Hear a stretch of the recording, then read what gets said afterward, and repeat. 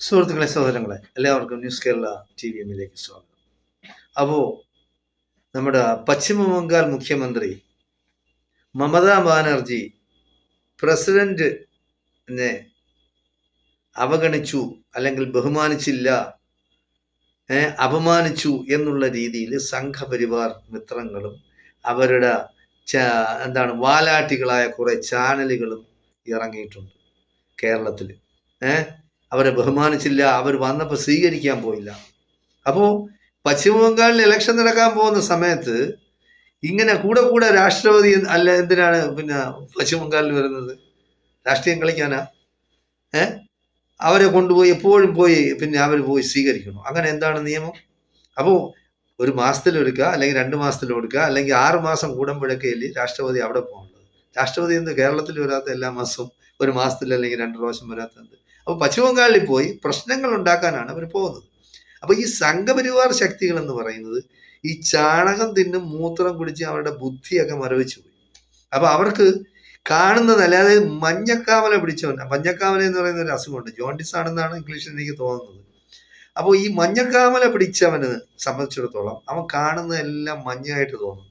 വെള്ള വസ്ത്രം ധരിച്ചു പോയാലും വെള്ളയായ പാല് കുടിച്ചായാലും അവർക്കത് മഞ്ഞായിട്ട് തോന്നും. അതുപോലെയാണ്. അപ്പൊ മമതാ ബാനർജി എന്ത് ചെയ്താലും അവർക്കത് ദഹിക്കില്ല, അവർക്കത് പിടിക്കില്ല. പക്ഷെ മമതാ ബാനർജിയുടെ കയ്യിലും തെറ്റുകളുണ്ട്. കാരണം സംഘപരിവാറിന്റെ കൂടെ കൂടിയ ശക്തിയാണ് ഈ മമതാ ബാനർജി എന്ന് പറയുന്നത്.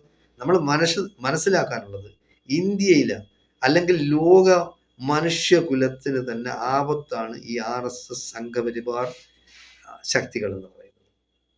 RSS സംഘപരിവാർ ശക്തികൾ എന്ന് പറയുന്നത് മനുഷ്യനെതിരാണ്, പച്ചയായ മനുഷ്യനെതിരാണ്. അവരുടേതായ സനാതന ധർമ്മം എന്ന് പറഞ്ഞാൽ നമുക്ക് മനസ്സിലാവും എന്താണെന്ന് എനിക്ക് അറിഞ്ഞുകൂടാ. എന്തായാലും ശരി, അവർ വിശ്വസിക്കുന്ന സനാതന ധർമ്മം എന്ന് പറഞ്ഞാൽ ഇവിടെയുള്ള ദലിതനും മുസ്ലിമും ക്രിസ്ത്യാനിയും ഒന്നും മനുഷ്യകുലത്തിൽ, കമ്മ്യൂണിസ്റ്റുകാരനൊന്നും മനുഷ്യകുലത്തിൽപ്പെട്ടവരില്ല.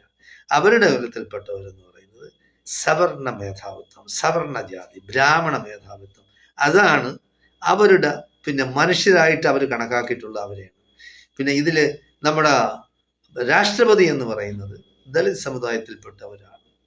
നിങ്ങൾ ഇതാ നോക്കിക്കൊള്ളാം, ഞാനൊരു പിന്നെ പിക്ചർ കാണിക്കുന്നുണ്ട്.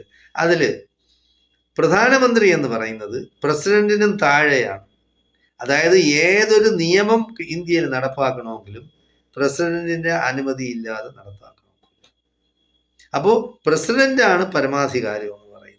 പിന്നെ ജനാധിപത്യ വ്യവസ്ഥയിൽ പ്രധാനമന്ത്രിക്ക് അതിൻ്റെതായ